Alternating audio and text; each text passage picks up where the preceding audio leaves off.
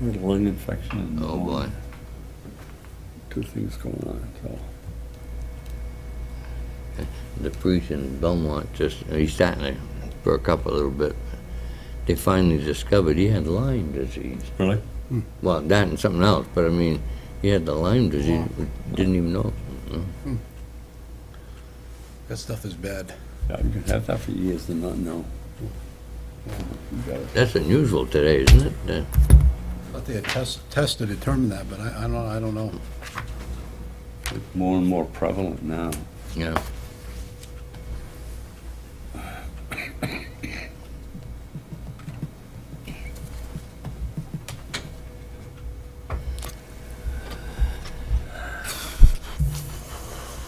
See that? That's right. Mash and Tucker. Mash and Tucker. Mash and Tucker.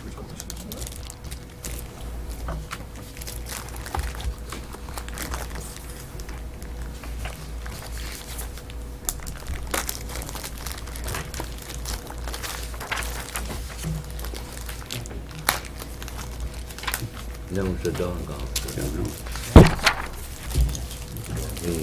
He's looking for an outfit in Concord. In fact, Buster's son, David, the old one, is doing right after that. There's some type of a box open or something. That's the one. So you come, Mash? Carrying on. Just, we are, so we're on the air now. Just to let you know, we're on the air. Jim Sawyer, Hey, Jim, nice to meet you. prosecutor.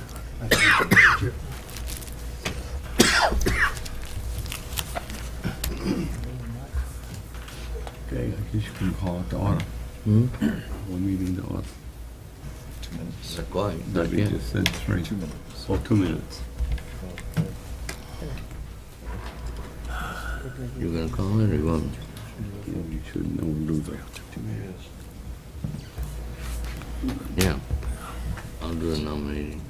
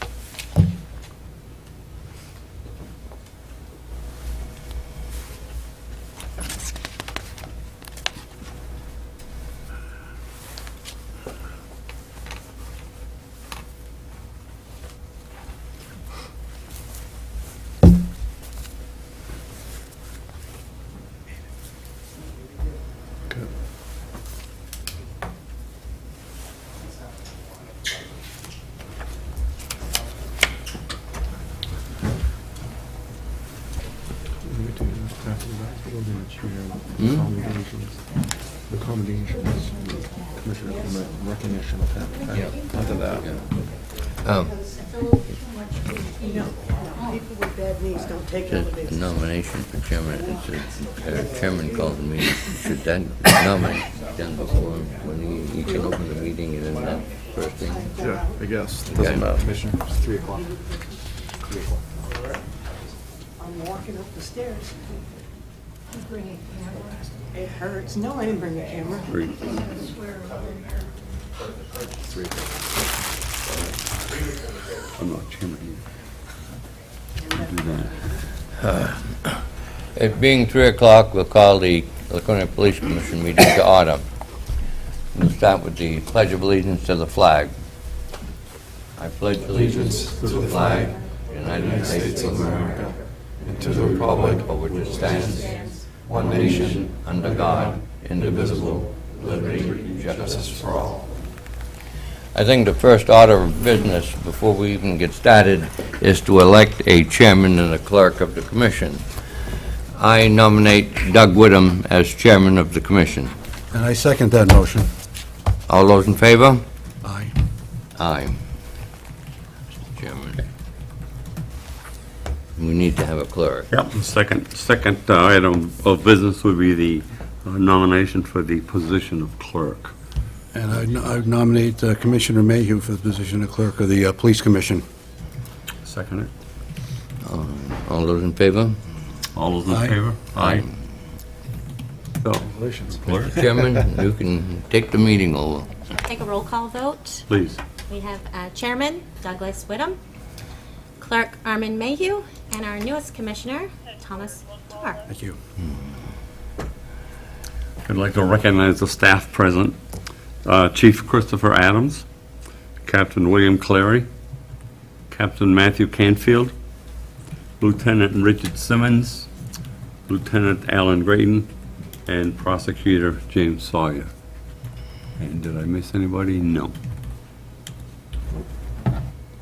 Quorum has been established, and therefore there are 3 commission members, and we are good to go. Personnel matters.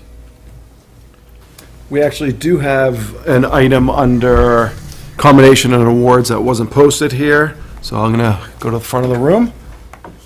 If Commissioner Clement, former commissioner, please come forward. We knew he would get word of it if we put it on the agenda, so we kind of messed with him, so. So we would like to, maybe if you want to face the audience, Commissioner. All those people? All these people. As all of you know, Commissioner Clement served as police commissioner for 16 years, served as citizens and the officers and employees of the Laconia Police Department. I've worked with him very closely for the last 4.5 years as chief and appreciate everything you have done for us, the community, for me personally, for supporting me. Token of our appreciation, we are giving him this plaque, which obviously has his name and the years that he served, November 1999 through November of 2015. So on behalf of the men and women of the police department and the citizens of Laconia, and thank you, Commissioner, for everything you have done for us. I present you with this. And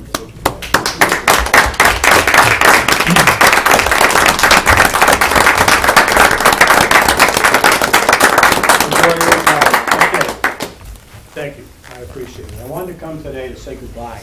I'm not going very far, I'm not going away, but I just didn't want it, you guys can see.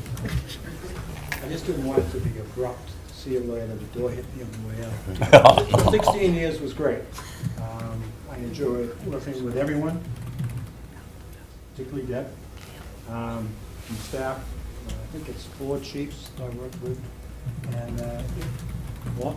I said probably 14. Yeah, and it was a very positive experience, and I'll tell the citizens, you've got a great police department, you're in great hands.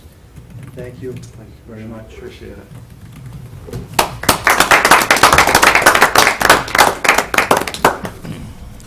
I think it's important to note that Commissioner Clement, ex-Commissioner Clement, his impact on the community has been far and wide with his participation in a multitude of community initiatives. So not only here at the PD, but out in the community. You've been a good guy. Thank you. Thank you. Second item under personnel matters is training. And the chair would recognize Lieutenant Alan Graydon. Thank you, Commissioner. We're planning on hosting what's called a verbal judo class put on by the Verbal Judo Institute. We're going to be hosting the class. Hopefully have other departments come into the class. This is a class that we're going to have to pay for. So we want to get other departments come in, have per cost per officer that comes in for the class. If we don't get enough participation from outside the department to cover our costs, then we can cancel the class within 3 weeks of the class. Plan on doing that on February 23rd, and we're going to host it at the Laconia Library itself. Another training item is have a request for Captain Canfield to attend the New England Law Enforcement Executive Development Seminar. It's in Mashantucket, Connecticut, the March 21st through the 25th. Approximate cost is $1,250. This training is geared towards a small and mid-sized law enforcement agency in New England. Has been created to train chief executives and second-in-command officers. It's geared toward contemporary issues currently affecting police agencies and focus on management, legal issues, public and media relations. And that will need a approval of the commission. Lieutenant, need a motion? Yeah. Guys, I think you vote on those after. Will we have any financial assistance on that or not? Or will that be? No, okay. I move we And send. we'll wait, and after, What? later. Okay. Next item, miscellaneous Laconia Links. The chair recognizes Chief Adams. Okay, just waiting for the lieutenant. So this is a photograph of myself, Eric Adams, Chief Cormier, who's the president of the State Chiefs Association, and Chief Goldstein from Franklin PD down at the New Futures annual meeting. If you recall, we were awarded the Tom Fox Scholarship for prevention. We received $1,000 to go towards prevention training. So it was a great night, and we're proud to receive that award. Halloween safety, we had a great Halloween. The captain had extra people out patrolling the neighborhoods, talking to the kids' families, handing out candy. This is the Pumpkin Festival with one of the scary guys, that's me, and that's Sergeant Finogle with Freddie and Michael Myers, I think, at the Pumpkin Festival. We'll talk a little bit about that under my report. This is Special Olympics, the bowling event, which was held at Fun Spot, so we had officers from across the Lakes region there handing out medals. That's Sergeant Cameron and myself and an Alton officer. That is Commissioner Tar being sworn in here at City Hall. I think that was it for the links. Next item, resignations and retirements. The We chair actually- recognizes Chief Adams. We actually have 3 of those. The first, Captain Bill Clary, who's been here for 28 years, quite some time. He's been a great employee. He was actually my field training officer when I first started. So he's done a wonderful job. He's worked many, many different positions within the department during those 28 years. Of course, he'll be sadly missed. He's going to be moving on to a great new career as the instructor of the criminal justice class at the Hewitt Tech. If you remember, Chief Moyer taught that and is still involved in it, so it's really a great opportunity for the captain to continue in law enforcement, but I guess in a different way. So I personally thank him for all of the assistance, helping me as chief for the last 4.5 years, and of course, the service to the department and the citizens of our community. He'll be sorely missed, but I accept his letter of retirement with regret. Moving on down, Officer Joe Tucker, he's been with us for just a couple of years. He has decided to take a position with the Manchester Police Department, so I wish him the best in his new endeavor. And then lastly, we have Officer Michael Armstrong, who's been with us for about 4 to 5 years, I believe. Is that correct? He's currently our K-9 officer, and he's decided to take a position in the private sector at a company somewhere in Concord. So obviously, I appreciate his time and effort with the K-9 program and everything he's done during his career with us at the Laconia Police Department. Thank you. Just a comment on Captain Clary. 28 years in one location. That's admirable. It speaks very, very highly of you. And I think the impact that you've had in this department is going to go out into the community even more. And I think the kids are, young men and young women are very, very fortunate to have you going into that program. Thank you. And I think you're going to get as much out of them as they will out of you. You know, it's a wonderful experience and a wonderful career. We will have a gathering at the police department, and we'll let everybody know when that date and time is to celebrate his accomplishments. Hirings, again, the chair recognizes Lieutenant Brayton. We are in the process of recruit hiring right now. I had called 232 people off of the Great Bay test list. We had 64 agree to come to do the physical test with us. On the date of the physical test, 29 showed up, which we expect, usually half don't show up. Out of that 29, 24 passed the physical. We then did oral interviews with them last week, and the chief will be interviewing the top 10 or 12 next week. After that point, we'll choose top 7 or 8 to start backgrounds on, and then hopefully come out of that with 5 or 6. Mr. Chairman, I have a follow-up question. Sure. Lieutenant, just for my information, and I hope people give me a little latitude here to ask questions. Trying to get familiar with your operation here, and so if some of these are already known to people already, I apologize in advance. But what is the average time, once you have a posting for a position, officer posting, from the time that that's posted till the time you're able to get somebody in the force in a field training situation, roughly, what is that? What's that Probably- time span, roughly? Probably 3 months, 3 to 4 months by the time we run the testing, Yeah. do all the interviews, get the backgrounds to the detectives, they can get all the information, start their process. Yeah. Probably about 3 to 4 months. Okay. And how many classes does the academy run every year, roughly?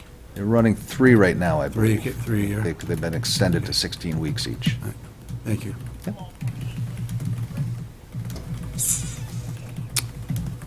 Promotions and reorganization. Chief Adams? In anticipation for the captain's retirement and possibly another retirement, we're going to be doing, or we're actually doing, promotional testing. Actually, 5 or 6 officers took oral board, or conducted oral board interviews today. I'll be interviewing the top 3 tomorrow, once we've established who they are, and then I'll make a decision who will be promoted to the position of sergeant, so. Exciting times. We're always sad to see people leave. On the flip side, that gives opportunities for others to move up, so I'm excited to go through that process.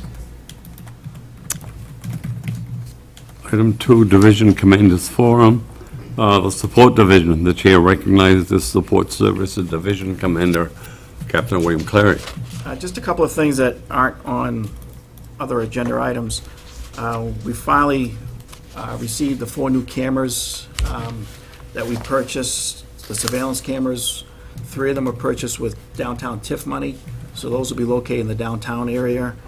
1 was purchased with PD money, and so now we have a total of 5 cameras that will be up and running very shortly. The only other thing I want to discuss is I'm just about done putting our budget together, and usually the chief and I sit down with the chair. I don't know if you want to change from that, or if the chair wants to sit down with the chief and I sometime next week or the week after. Good. I'll be just about done, and basically we're on, everything's level funded unless it's a contracted item, so there's not a lot of change to it. Question? Captain, yeah, those cameras, do they run 24 hours a day? Yes, they run 24 hours a day. They're on a cellular air card, the same technology that runs the computers, the mobile data terminals in our cruisers. And they're monitored at the station? They're received at the station, but right now we don't have somebody watching it 24 hours a day. No, It's no. recorded 24 hours a day. They on a loop cycle, so it maintains it for... It's not a loop, it's a memory base, so once that memory goes, then we'll replace the memory. Okay. And how long will it maintain the... We don't know yet, because we haven't done it for one cycle yet, and when we start adding cameras to it, so we'll have to adjust that. Operations Division, the chair recognizes Commander Captain William Canfield. Everything, I guess I was going to talk initially about Pumpkin Fest, but I think the chief's going to talk about that. other than- You can Okay. discuss it. Pumpkin Fest was operationally went very well. We didn't have any of the parking issues that we anticipated. The traffic plan flowed very well, and the overall event was very well managed from a city perspective. And I would say it was a successful event. Planning's underway. The annual Christmas parade is November 29th at 4 o'clock through the downtown and the downtown lighting of the Christmas tree. So we'll work on plans to deal with that. and then we'll be transitioning into the winter patrol schedule here come January 3rd. So the only thing I would add to the Pumpkin Festival, obviously, is to thank Captain Canfield for putting together the operational plan. Like he said, we probably had 20 to 30,000 people that visited throughout the day, from the morning into the evening. We had, I think, zero incidents, arrests, or really calls for service related to Pumpkin Festival, and traffic was orderly, parking really wasn't an issue, and, everything went very, very smoothly. Of course, we'll be planning for next year's event, which is on October 22nd, but Captain, how many outside officers did we have to bring in for that Pumpkin Fest, other than our own men? And I want to say it was maybe 4. It wasn't very many. no, negligible. Please. Do you know what the attendance was, Captain Canfield, roughly? I don't, I mean, I've talked to a lot of people, but I think in talking with a promoter from Keene, she said that we had more people here than Keene has ever Really? seen. So just to kind of gauge us to Keene, Yeah, it was a lot of people. yeah, there was. Well done, by the way. Thank you. The upcoming coffee festival, what kind of an impact do you expect that to have? we had the coffee festival about a month and a half ago. I didn't know there was another. Is there another one? We had a coffee festival about a month and a half ago, which That's was, what I was- which was very well attended, and we had a presence down there, no issues. Is that looking, you think, will become an annual kind of thing? I think so. It's the second time they've done it. They missed last year, but I think it's going to be a annual event. Very little impact on our resources. Okay. My apologies of being remiss in Nope. not knowing about the coffee. No, that's okay. Legal Division. The chair recognizes Prosecutor Jim Sawyer. Still very busy, and it's getting busier or more, the timing is becoming more and more important. It started off with the DWIs. They started requiring DWI arraignments within 10 business days of the arrest, where all other cases were arraigned no sooner than 30 days from the arrest. So that was sped up. And just in the last 2 weeks, Judge Kelly from the administrative offices issued an order indicating all DV arrests associated either, if it's a DV crime or if it involves a criminal bail order of protection or a violation of protective order, requires that the person be arraigned, whether it's cash bail or PR bail, the next court session. So all the paperwork for a DV arrest has to be done before the end of shift. So somebody that's arrested at 1 o'clock this morning, and if it's just a shove, that person will be arraigned in court tomorrow, even though it's a PR bail, in a relatively minor offense. Judge Kelly, I think there's some merit behind the need for that, just to get people in court, to get them to see a judge. But what it causes is patrol to use some of their resources to get the paperwork done that night, as well as the administrative staff to get everything put together that morning, plus getting all the reports finalized for trial, which will be 4 to 6 weeks from the date of arraignment. Whereas before, we had, a month plus the 4 to 6 weeks. So things are speeding up, and it's. I think we're doing well. I think we've had maybe 4 or 5 DV cases that have been arraigned the following day since that order took effect a couple weeks ago. Jim, in those cases of DV, and if you're unable to make the time frame for an arraignment, what is the sanction that's applied to? It's not a shall. I mean, there is a unless there's some issue, then so there is a little loophole there if necessary.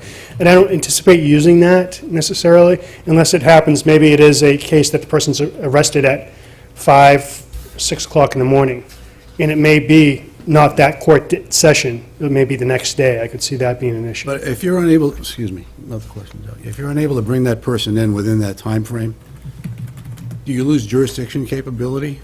That's not what the order says. It's an administrative order. It's not a statute. So I would be surprised if a judge would do that, but a judge could, I guess, could say, you didn't comply with the administrative order, therefore the case is done, which would require us to go rearrest the person, recharge him. It doesn't mean there's no jeopardy attached to that point, so there would be no ultimate prohibition or, you know, we could still hold the person accountable. Okay, thank you.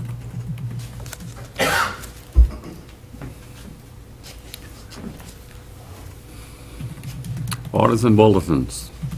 Chair recognizes Lieutenant Grayton, if necessary for explanation of any schools, training, seminars, etc. First is the training that you had voted on the previous commission meeting for Robin Moyer to go to. This is our records management company, everything inside our records management system. She attended that. Officer Schilling has attended DWI preparation and courtroom testimony.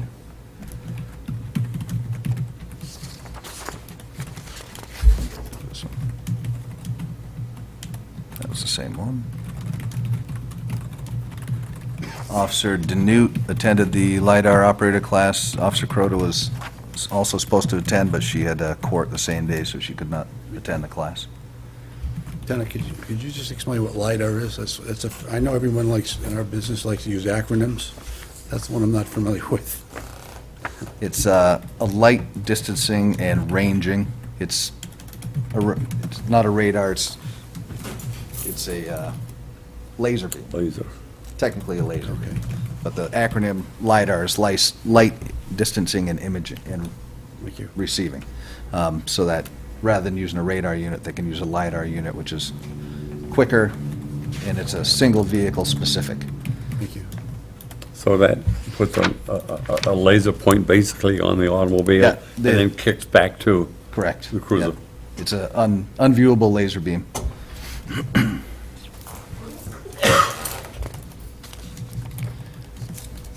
Captain Canfield and Detective Butler attended firearms instructor recertification class.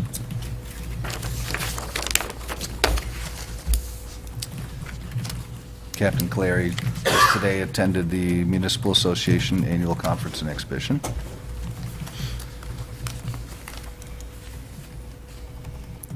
Dispatcher DiLorenzo and Brunel will be attending their annual TAC training. That's for the telecommunications, this is a big acronym. It has to do with the SPOT system and the computer system between the state police and Terminal access coordinator. Terminal Access Coordinator. Thank you. Officer Danute attended HGN SFST refresher, which is standardized field sobriety test refresher class. Officer Carlson attended the 2015 J. McDuffie Motor Vehicle Seminar, which is mainly based about accident reconstruction and felony DWI investigations. Lieutenant Simmons is scheduled to attend SPOT Certification School, which is State Police Online Telecommunications System Certification School for the PD. And I am going to be attending a Professional Leadership Academy for law enforcement. This will be based out of Nashville, one day a month. That's it.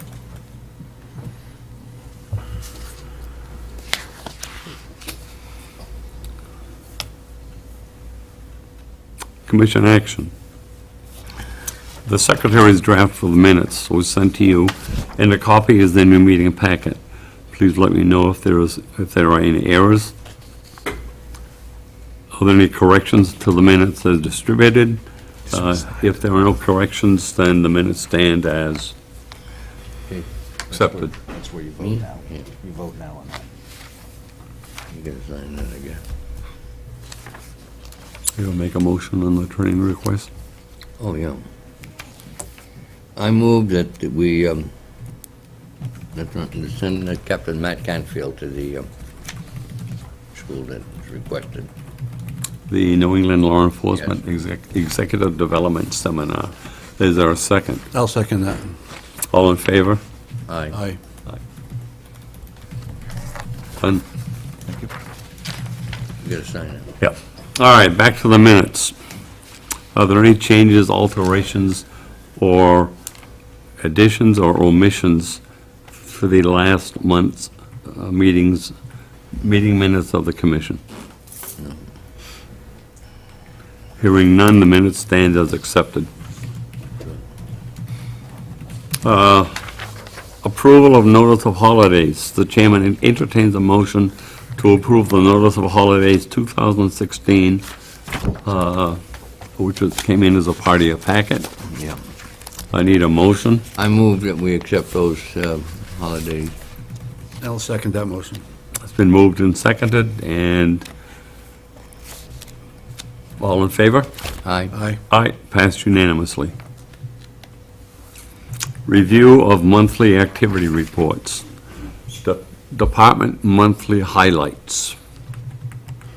The only thing I would say is, as far as activity goes, we're below in most categories. We've seen a reduction right across the board. When you lump the crimes together in categories, I think the only exception was crimes against society, which includes drug offenses. You'll see a significant increase in drug arrests, but and I talked about this, I think, at the last meeting. It's surprising in times where we're seeing so much addiction, heroin use, and other drugs, substance misuse, that our stats aren't going a lot higher. They're actually reducing, which is a good thing. A little surprising, but we'll take it.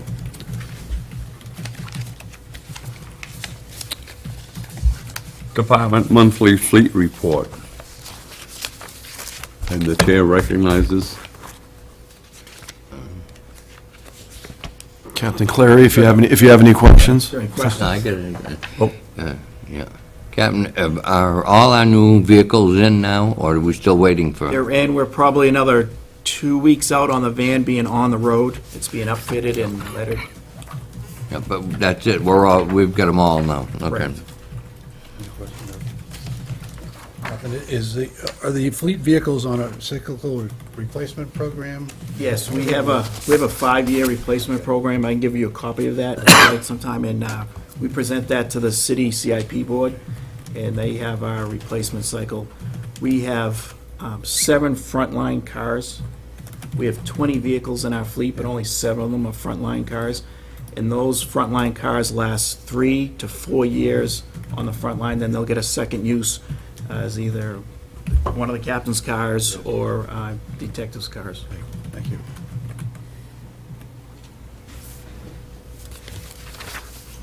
Criminal Investigative Unit statistics. And the chair recognizes. Captain Clary? Do you have any questions on those?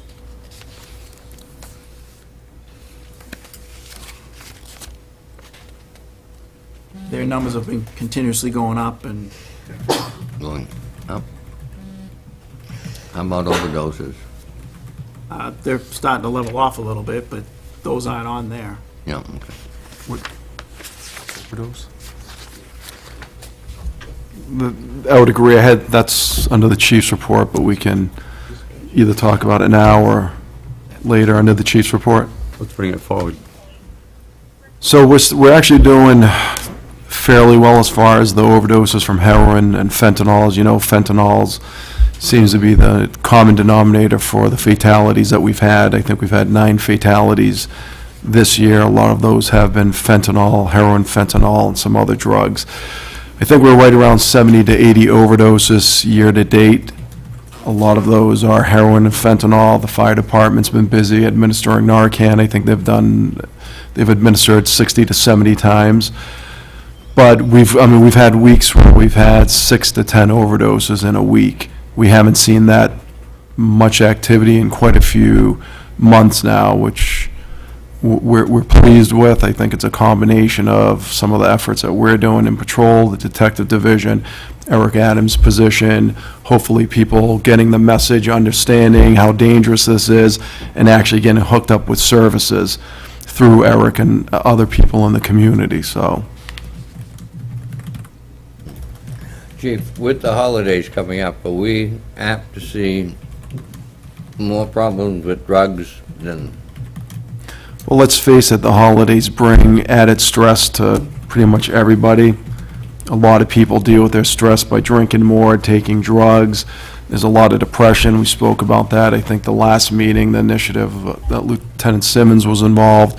I think last month we had 11 suicidal individuals with 2 actual suicides. That's a constant problem that we try to address, with many different ways. But yeah, the holiday season, I think, brings an increase in activity, depression, suicide attempts, and of course, drinking and taking drugs, so.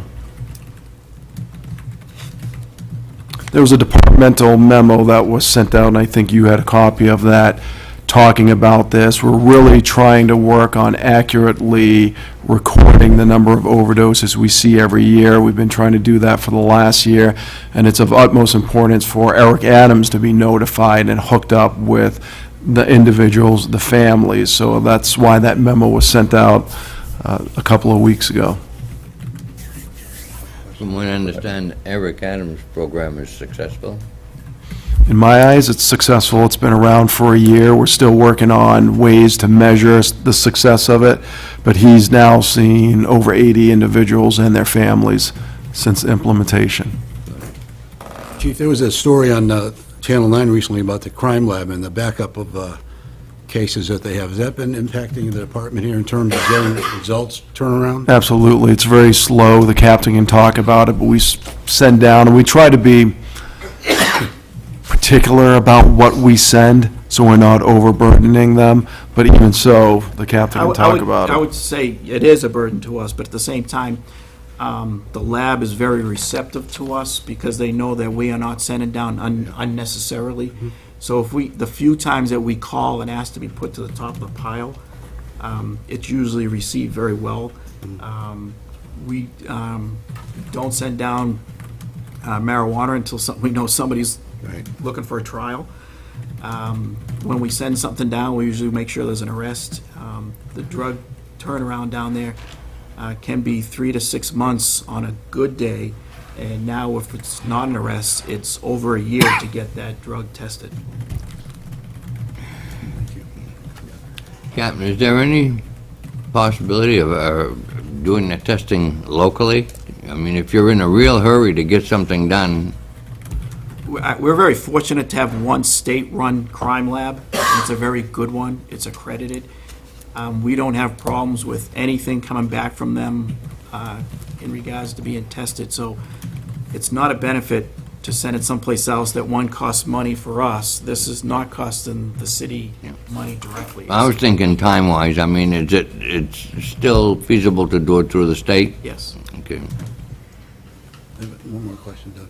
Chief, you referenced the presence of fentanyl a lot in a lot of these cases. And I was wondering about, do the chiefs of police have a database where they, for example, I was trying to figure out of the overdose calls you've had versus the number of fatalities. I'm sure that percentage is fairly low, but I was just wondering, how does that compare? There is a central database, the New Hampshire Intelligence Center in Concord, that really gathers all of this information.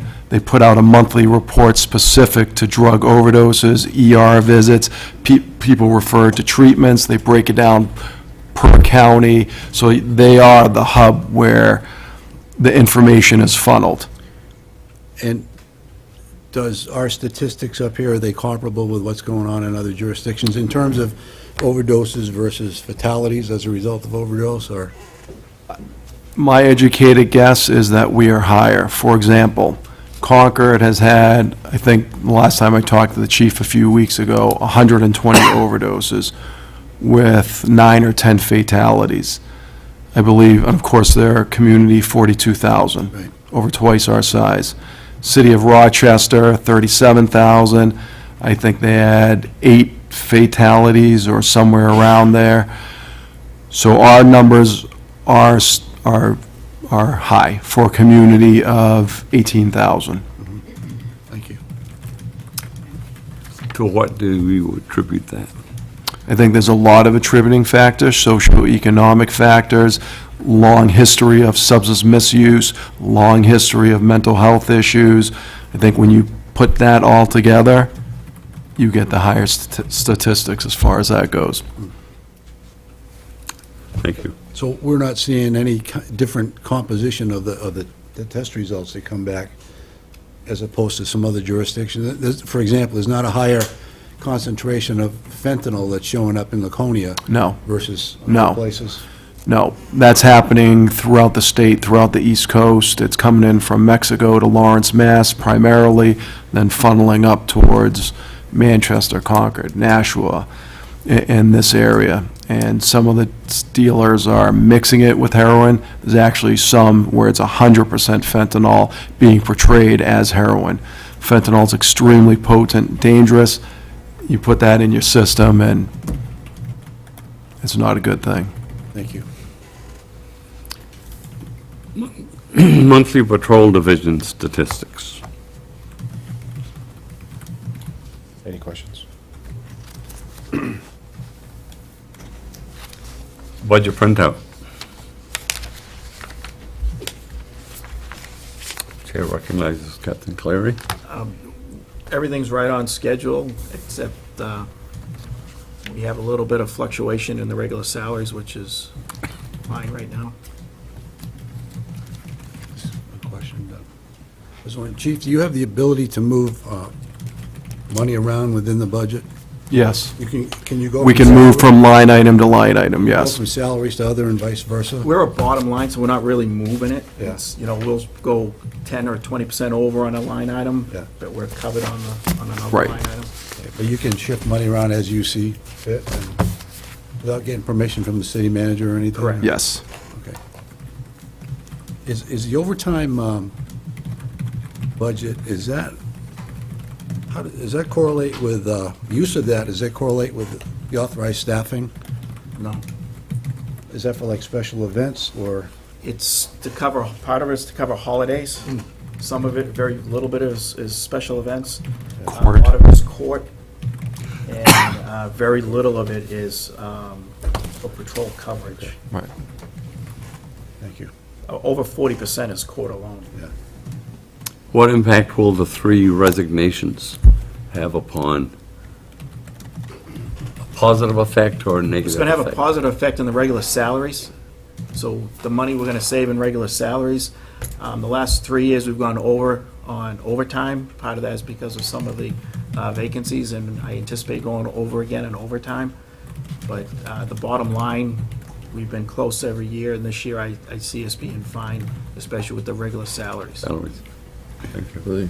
We save some money because sometimes when somebody leaves, resigns, we don't replace them immediately, so that money helps out too. We're not, it's not that we're not replacing them on purpose. No, no. It's just that window is there. Right. Yeah. As you said, it takes 3 to 4 months to get somebody on. Yeah, so that money is there, and that helps the bottom line too. And chances are when they come in, they're coming in at a lower salary anyway, so Yeah, it right. balances out. One more question. Chief, what is the authorized strength rate that we have up here? 41 full-time, 51 on the department. And how many actually on-board people do we have now? My gosh, trying to keep track of what we have. I think we have 39 or something like that right now. Yeah, it's right around there. Yeah.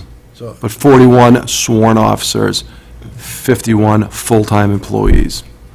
So we have 10 secretarial dispatchers, things like that.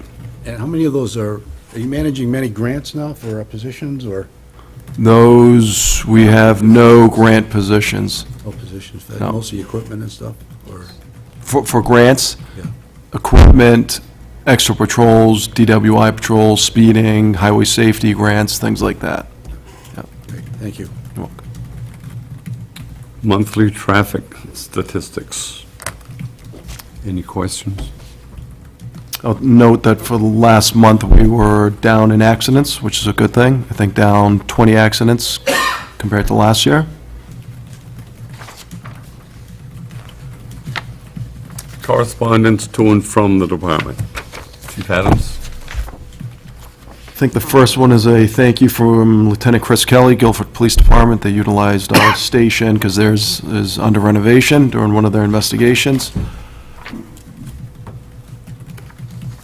This was a letter that I sent to Lakes Region Party and Gifts. We actually For area auctions, we usually provide a pizza party for children. It's a party for up to 6 to 8 kids, pizza, it's at the police station, we give tours, they get to go out in the police cars, and they actually donated the gift pass baskets unsolicited for 2 of those auctions, so it's a thank you note.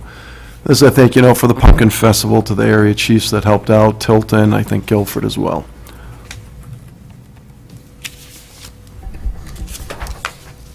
Any questions?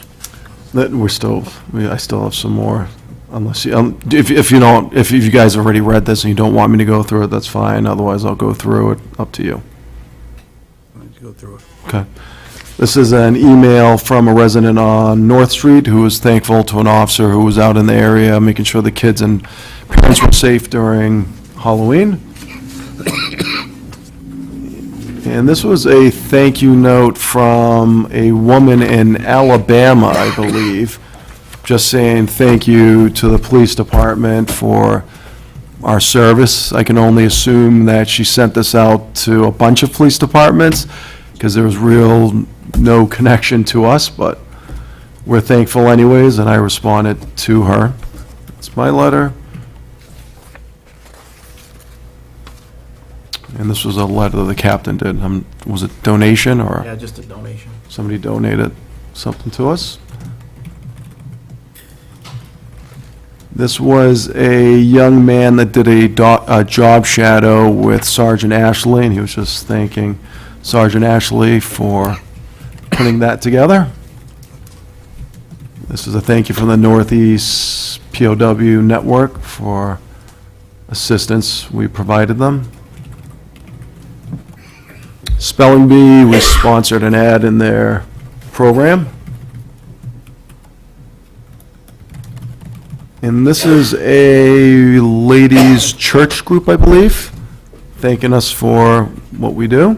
This is virtually a monthly, I think we get a letter from them.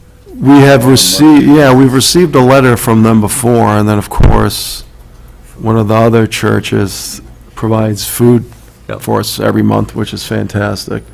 This is a lady thanking us for helping her out with a neighbor dispute up at the Evergreen condos. And Nary and Officer Carson did a presentation up at Interlake School the other day, and this is the director thanking them for that. I guess the kids had quite a few questions. And that's it for correspondences. And all of the report cards are A's. Yep, we received Consistently. 18 cards, and they were straight A's this time. We touched on the Pumpkin Festival, unless you have any other comments for that. Motorcycle Week, I attended a public hearing meeting, which was held last week at the Belknap. Did you have a question, Commissioner? No, I just want to make a statement. On Motorcycle Week, I noticed in the paper there was a lot of comment about police presence.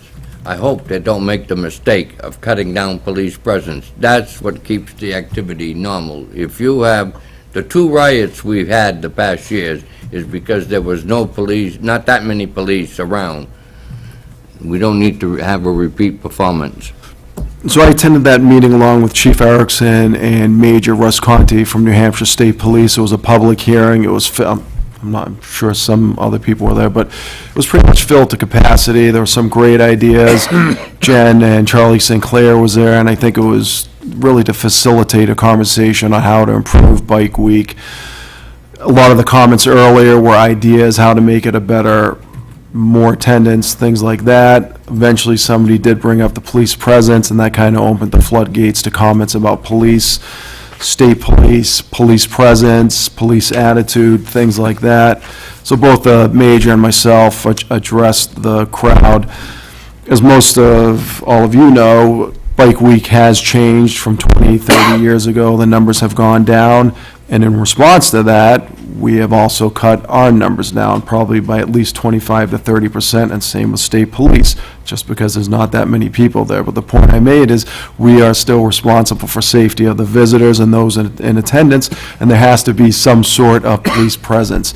We always encourage our officers to be friendly, to talk to people, to use common sense, to use good judgment, God bless you, and I think that they do. I hear a lot of great positive feedback from people saying, hey, your officers are so friendly, they're always smiling. I get it.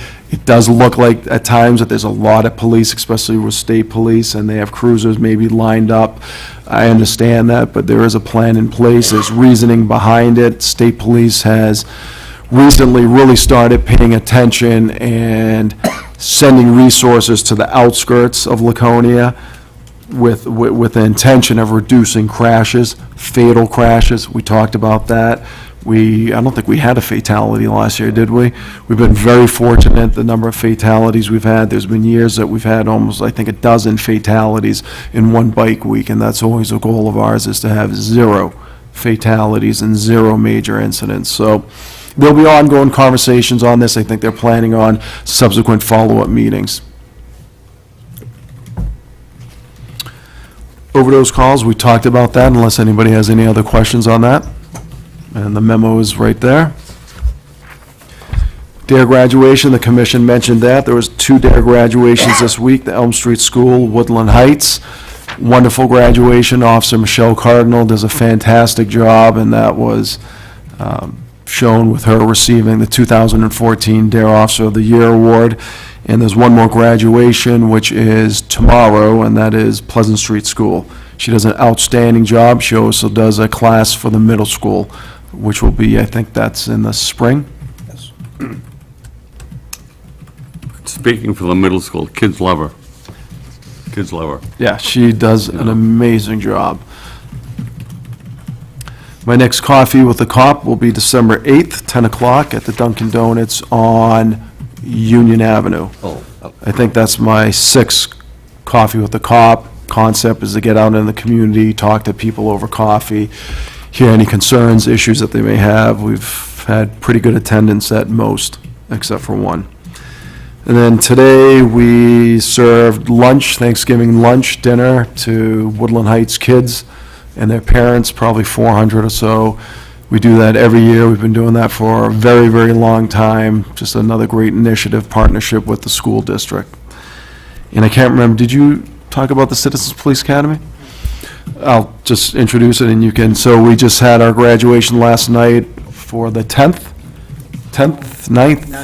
Citizen Police Academy, which is a 10-week program that we put on at the police station. Lieutenant Simmons does a fantastic job facilitating that, putting together the curriculum, and most of the instructors are in-house, officers that do it on their own time, or officers that agree to have their shift change and come in and talk. It was a great class. It was a small class this year. There was only 6, but every one of them were very interactive, had a lot of questions. I think they got a lot out of it.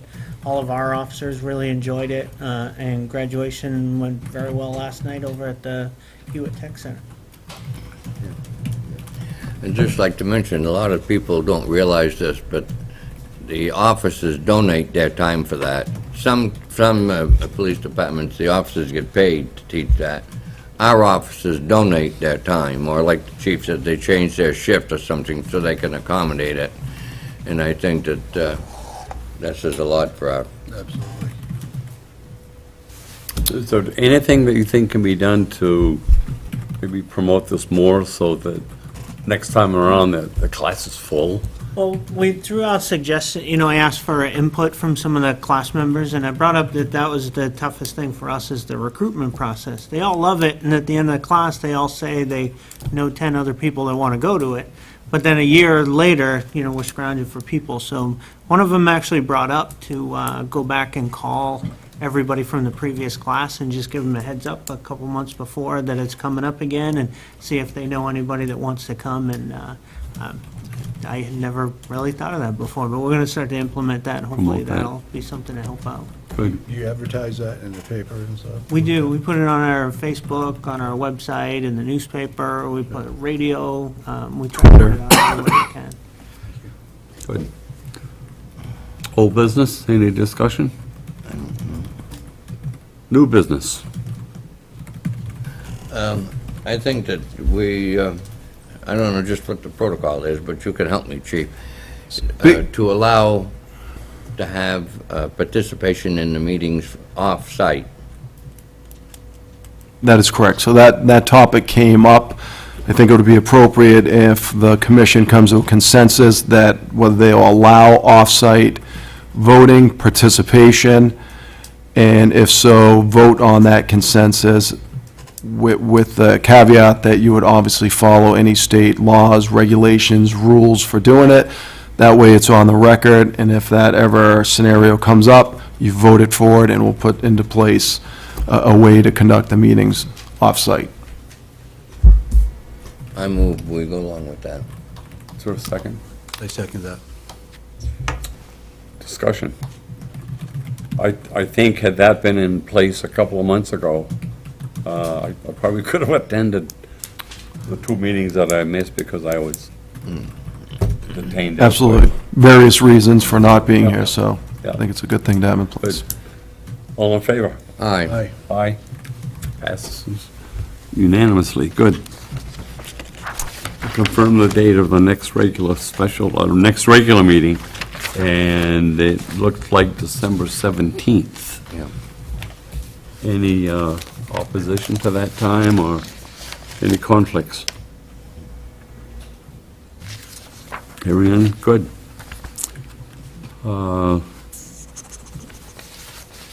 Other business? Citizen comments. If you have comments you'd like to make, please come to the mic. Please state your full name and residence, and we'll allow you 2 minutes of time to make your comments. Any citizen comments? You have a new knee, correct? I do. Matches my other knee. Congratulations. Good luck, Bill. Gail Ober, Laconia Daily Sun. I have a question, Mr. Chair. It's more of a clarification question. It would probably go to Captain Cleary.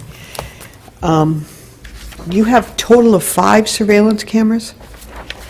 Or 4? We just bought 4, Okay, 3 with TIF money, 1 with department money. and we had already had one. Okay, and you already had one. And was the one that was bought with department money, was that civil forfeiture money? No. No. Okay, thanks. There's a reason I asked that. And if I could ask for clarification, you have 41 sworn officers, and with these 2 resignations and Captain Clary's departure, I'm guessing at the first of the year, I don't know when you're leaving, Bill, so, 31st. the 31st, then you'll have 3 openings to fill? 5. You have, okay, so you have 5 openings now, okay? And my third question is, what happens to Armstrong's dog, and will you continue with the canine program? We will not continue at this point with the current dog, and obviously Officer Armstrong's retiring. I am definitely open to the canine program. I'm a fan of the canine program for various reasons, not only the enforcement side of it, but the community side of it. But we're not going to rush into anything, but certainly I foresee having another canine. Okay, and this dog goes where? Well, we're in discussion right now about that. It's going to be separated from the police department one way or the other. Probably will be sold for a minimal amount to a dog foundation or something like that, but Okay. That's it. That's all I wanted to know, is if you guys wanted to go forward with the canine program at some point. And I'm hearing a yes, absolutely. but not necessarily But we're going to have to take the immediately. time, obviously funding Yep. for the dog, and then picking the right person is always important, so, No, I understand that. I Yeah. just wanted to know if you remained committed to the program. absolutely. Thank you, Chief.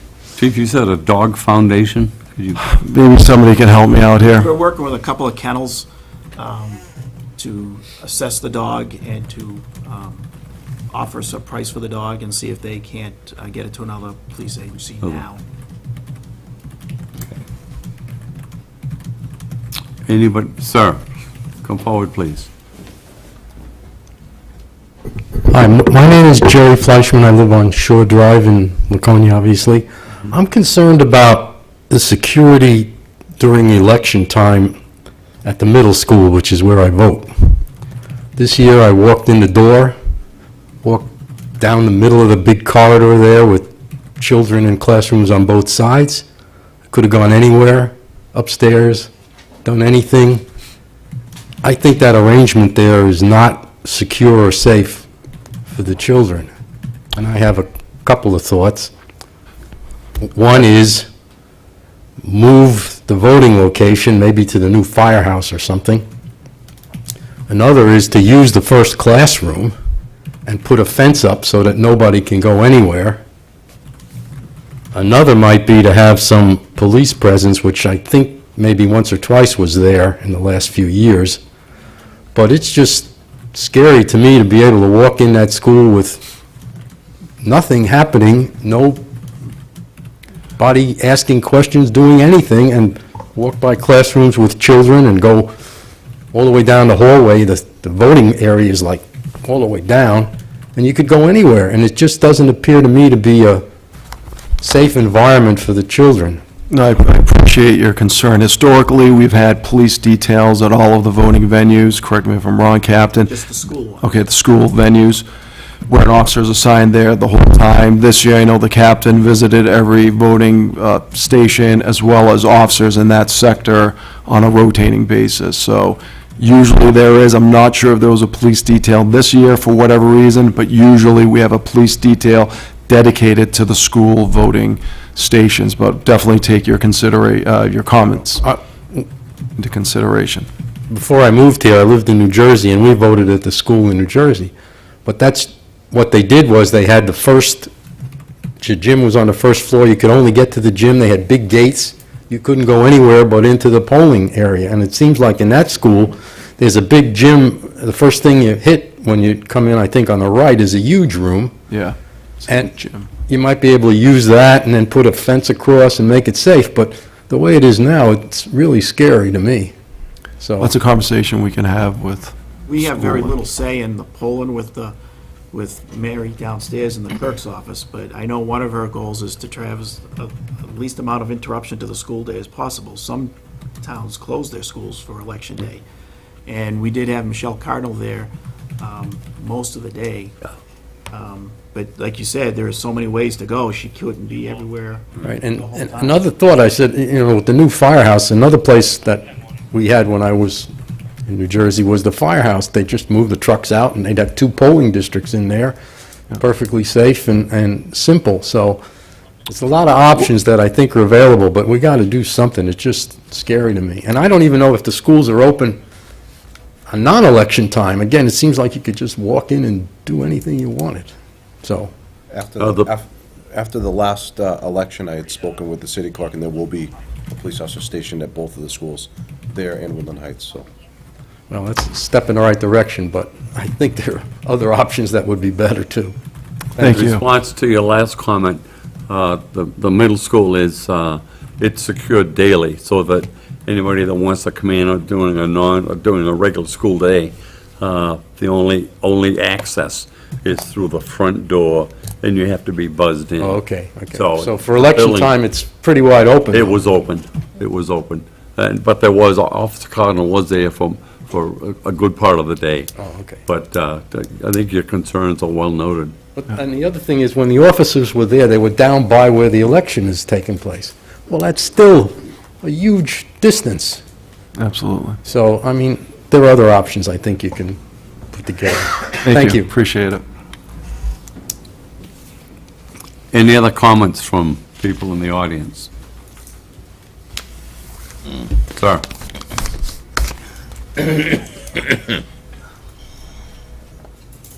Glad to see a new face here for the commission. My name's Dennis Lentz. I'm a resident of Laconia. I'm glad there's been a lot more questions here, and I hope there's a lot more questions here. With the 2-minute rule, I'd like to make a motion as a citizen. There's not too many people here who come in to speak. Gail got 1 minute and 45 seconds, had 3 minutes and 30 seconds.